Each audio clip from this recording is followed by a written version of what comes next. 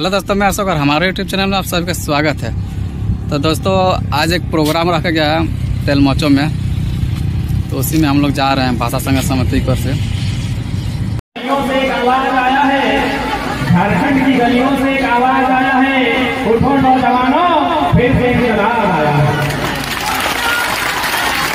यह इंकलाब जो निकला है आज सीनों से, यह इंकलाब जो निकला है आज सीनों से, यह आफताब जो निकला है आज हक के सीनों से, ये जुल्म के पर्दों को फाड़ डालेंगे, ये जुल्म के पर्दों को फाड़ डालेंगे, ये तख्त ताज को उखाड़ डालेंगे।